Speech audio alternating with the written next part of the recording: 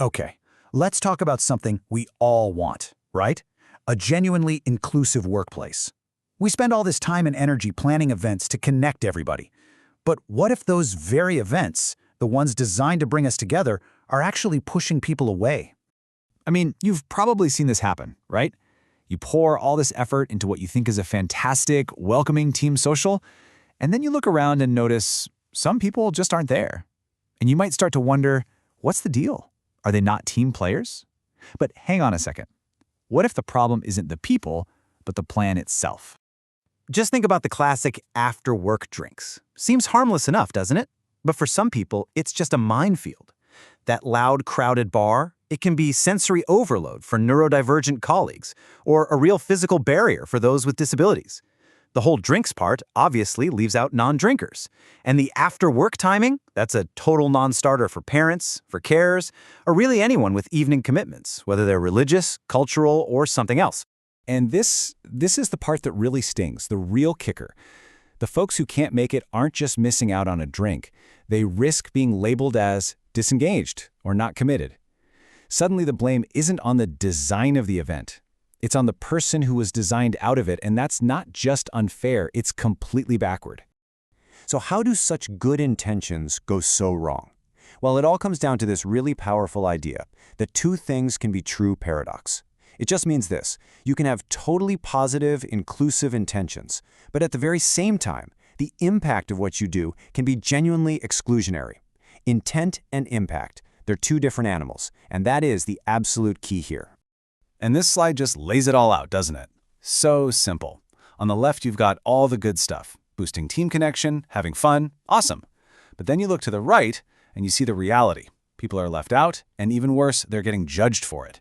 The real magic happens when we stop seeing this as some kind of contradiction and just accept that both sides are true. That's when we can actually start to solve the problem.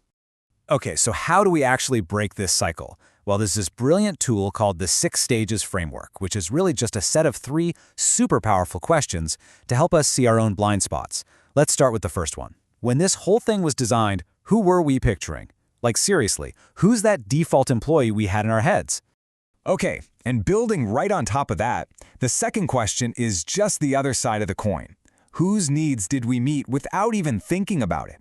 For who is this event just a piece of cake? Super easy? Convenient?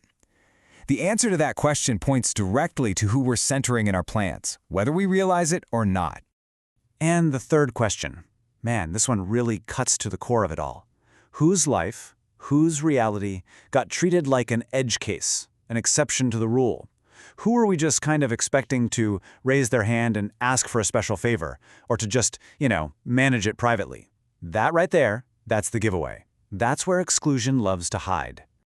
All right, now this visual here, it pulls everything together. It's like a map of this whole thought process. You can see that initial inclusive idea right at the top. You can see the split between our good intentions and the actual impact. And you can see those 3 questions we just walked through. And then you get down to the bottom, and it shows us that critical choice we have to make when somebody actually speaks up. So this is the fork in the road, right? How do we react when we get feedback? Path number 1 is defensiveness. You hear stuff like, well, you can't please everyone, or, nobody else complained. That just shuts the whole conversation down. It protects the original idea. But path 2, now that's reflection. It starts with a simple, hey, thank you for pointing this out. And it leads to curiosity. Who else might this unintentionally exclude? See that simple shift?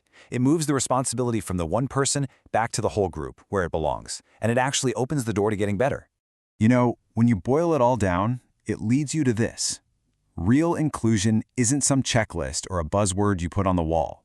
It's an act of imagination, of empathy. It's all about who we are actively remembering when we sit down to make a decision. It's about building for the team we actually have and all their diverse reality right from the very start. So here's the thought I really want to leave you with. Let's throw out that old question, is this inclusive? Honestly, it's not helping us. Instead, let's ask a much, much better one. Who is included here by default, and who only gets a seat at the table if they have to stand up and ask for it themselves? Once you start asking that question, you start seeing everything differently. And that changes everything.